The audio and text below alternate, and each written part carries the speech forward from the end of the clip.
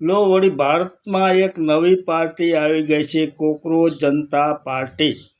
આ કોકરોચ જનતા પાર્ટીએ ભાજપની નીંદ હરામ કરી દીધી.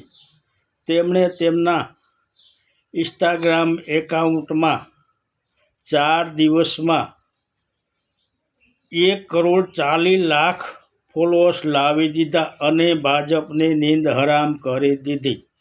પરંતુ આટલા બધા ફોલોઅર્સ આવતા તેમને સરકારે બ્લોક કરી દીધું, તેમનું એકાઉન્ટ સીલ કરી દીધું. પરંતુ આણે નવું એકાઉન્ટ બનાવ્યું, તેમાં પણ 4 કલાકમાં 20 લાખ ફોલોઅર્સ આવી ગયા. પછી તો ભાજપની નીંદ હરામ થઈ જ જાય ને કે આ વળી ક્યાંથી પાર્ટી આવી. પરંતુ આ પાર્ટી આવી નથી, તેને લાવી છે.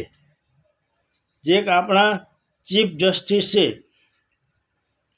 ટિપ્પણી કરી બોલેલા કે ભારતના યુવાનો કોકરોચ જેવા છે અને કેટલાક વકીલો પણ કોકરોચ જેવા છે, આવું તેમણે નિવેદન આપેલું એક અરજીના જવાબમાં.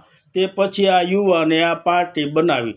આ યુવાન અભિજીત દિપ્તે નામનો યુવાન છે અને તે અમેરિકામાં અભ્યાસ કરે છે.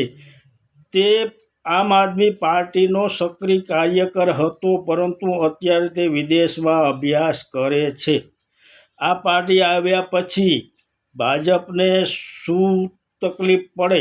હજી તો તે ખાલી ઇન્સ્ટાગ્રામમાં એકાઉન્ટ ખોલી રહ્યો છે, પરંતુ હજી તેમણે કોઈ પાર્ટી સ્થાપી નથી. પરંતુ ચૂંટણી આવીએ તે જરૂર કદાચ કોઈ પાર્ટી આ કોકરોચ પાર્ટી સ્થાપી શકે છે, કોકરોચ જનતા પાર્ટી.